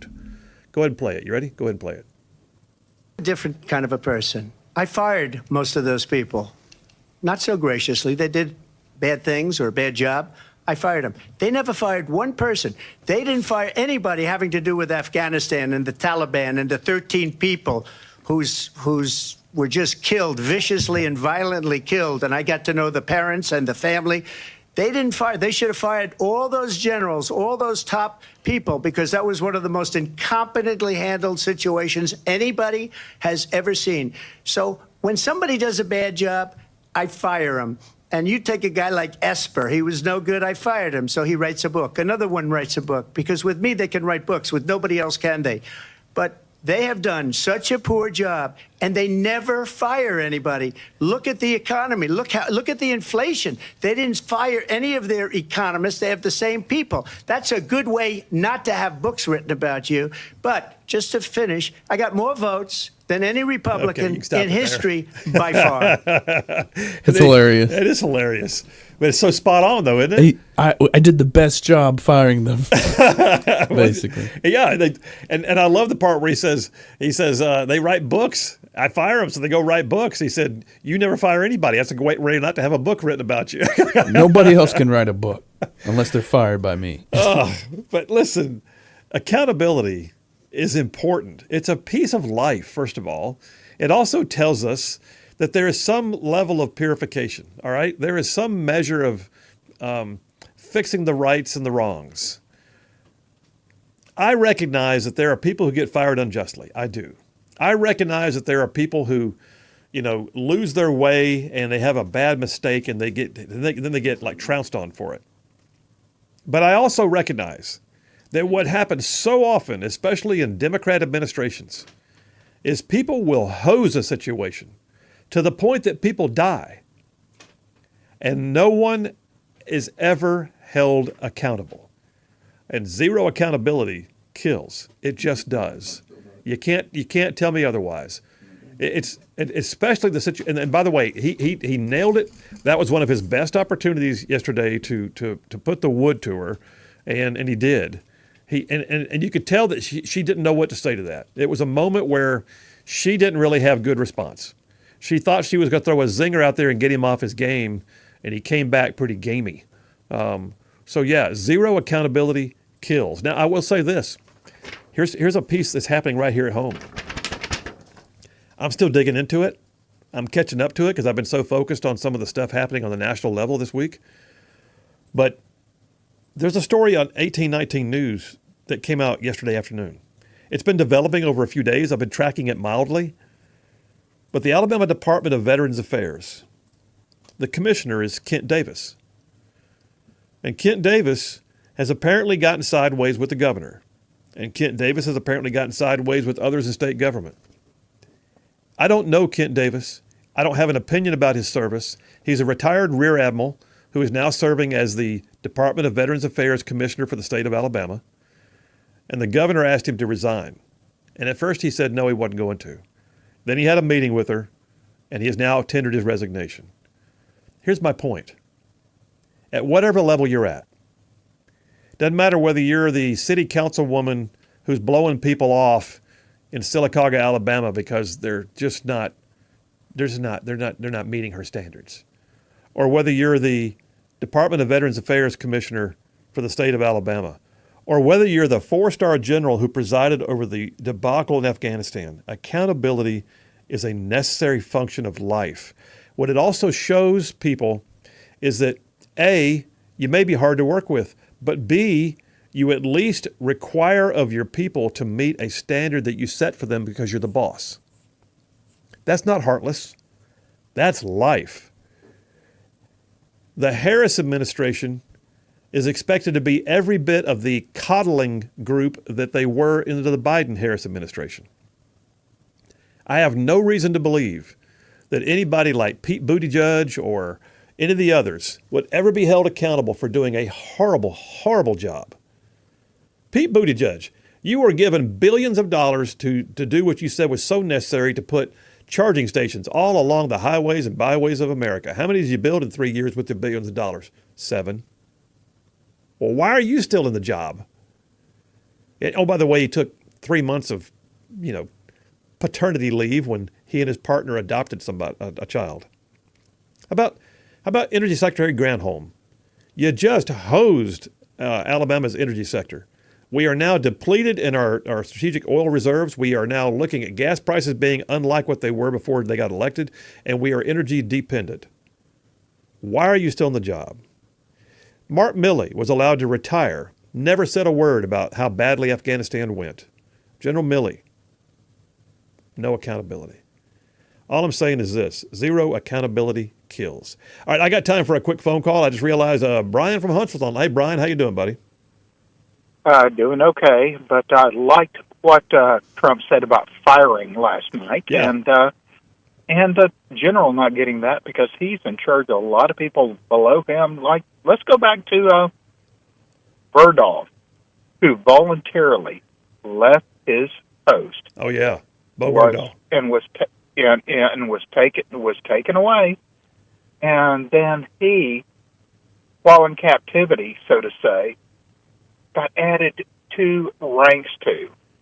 Yeah. I was enlisted, and no, the points weren't there. Yeah. How does he get 2 ranks?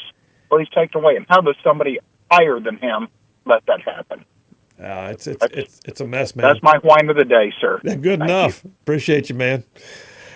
All right, look, that was a mini rant, maybe a mini dipper, but it was actually on the list, so I'm hoping it counts on John's gradings.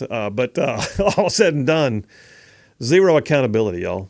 We can't keep putting people in office that allow people to fail up, because we're the ones who wind up reaping the consequences thereof. All right, Big Rig, take me to the last break of the day. We'll do that right now, and then we'll come right back. Phil Williams, Rightside Radio. I'll get some of your text messages. There's no way I can get them all, but I'm going to try. Y'all stay tuned. We'll be right back.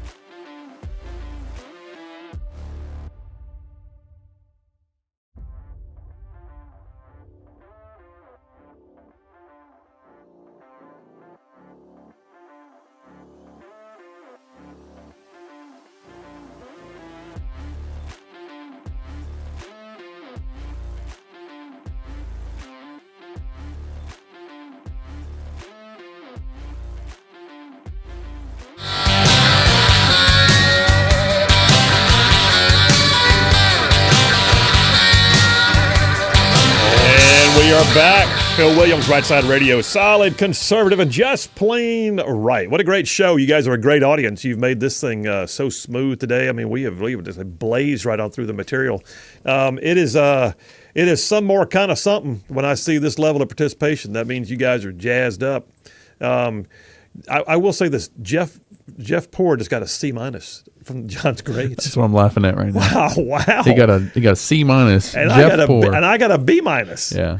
John's feeling a little rough today. So John from Huntsville has the grades in. He says Jeff Poor gets a C- for his poor performance. Is that a pun? Poor performance. Phil gets a B- for his below average performance. Wow. Big Rig gets an A double plus for his spectacular sound effect performance, which means that for the first time ever, today's winner is Dale Jackson, with an A triple plus for actually being correct about every single topic today. He said, congratulations and cherish this moment. It won't happen again for a very long time. You're rough, John. You're rough. Oh, I got a brand new texter in the line, Victor from Huntsville. He says, accountability, like whose cocaine was it that was found in the White House? No one held accountable. Should Trump have asked her if it was Joe's? That would have been hilarious. Victor, welcome to the text lines. That's Victor Lima from Huntsville. Thomas from Athens says, I tell you what, Thomas, I'll have to read it, but thank you very much. Tammy from Huntsville says, Phil, Kamala always lies, but especially about the economy. If we have no inflation, then why did I just see it at Publix that jumbo eggs went from $3.29 to $6.09 in less than a month? My gosh, that's only one item. Multiply that by everything. Tammy, you nailed it. And listen, grocery shopping is like more painful by the day, it feels like. And I don't know when it's going to come back down. But I know it's not going to come back down on Harris's watch, that's for sure. When I go to help Charlene carry the groceries in and I hear it's $200 and I can carry it in one load, ain't right. Jay from and by the way, we're the only two in the house. Jay from Hartselle said, I think it was a given as long as Kamala showed up and talked coherently that it would be a win for her. Trump has nothing further to prove. Now will the silent majority show up for him? It's a great question. The silent majority is definitely out there. I believe they are. There's a great picture that somebody just posted on social media, and I think it's real. I think it is. Had Biden at a school in Pennsylvania today, standing with a bunch of school kids, and every one of them was wearing a Trump shirt. So that stuff's out there. We'll see. Mike from Florence, are the childless cat ladies going to be the childless cat ladies now? Nothing worse than an angry cat lady. Okay, Mike. Mike from up there in Zip City. Crystal from Moulton, those earrings we keep talking about, her earrings came from Tiffany's, she says. Probably so. No, the government spy ones. You like the government spy ones. There's CIA has a Tiffany store now. That's what we're talking about.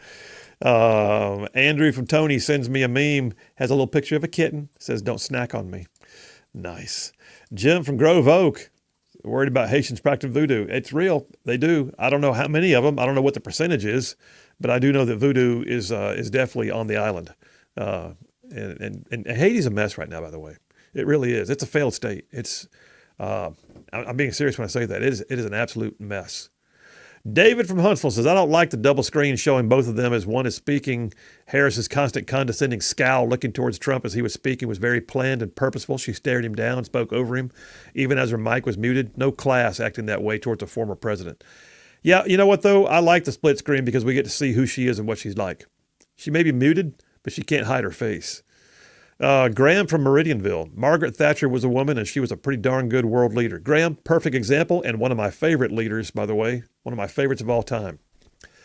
Kim from Athens says, I can't find it now, but I posted the article on January 6th re-education yesterday. It's on X. Okay, Kim, I appreciate it. Thank you much. There's talk about the January 6ers that are being sent to re-education camps. I hope that's not true. Here it is. Jerome from Rome texted in. He says, regarding Taylor Swift, he goes, Taylor who? Perfect. Mel from Huntsville texted again, and he says, there's a song by One Republic that talks about his grandfather being a preacher. It says he was a million miles from $1 million, but you could never spend his wealth. That's very cool. Brian from Decatur says, I've seen, especially on my street, some people with signs that say veterans for Harris and veterans against Trump. Can you please give me any kind of idea why these people would feel that way for that meathead Harris? Because they're meatheads and they're allowed to vote. Kelly from Hamilton says, I noticed regarding Harris, she mainly stared at Trump, and the only time it seems she looked at the camera was to shake her head no. If people don't see the evil things the Democrats are doing, they need to start talking to God more. Well, you know what? I wanted to talk to God more no matter what. And then Grady Marley says, I just finished shopping at the commissary for $2 and spent $300. I believe it. And not a lot of steak in your bag either, was there? All right, you guys, listen. It was a weird night. We got more to go. But the bottom line is this. There are more of us than there are of them. God is still on his throne. Stay in the fight. We'll see you tomorrow.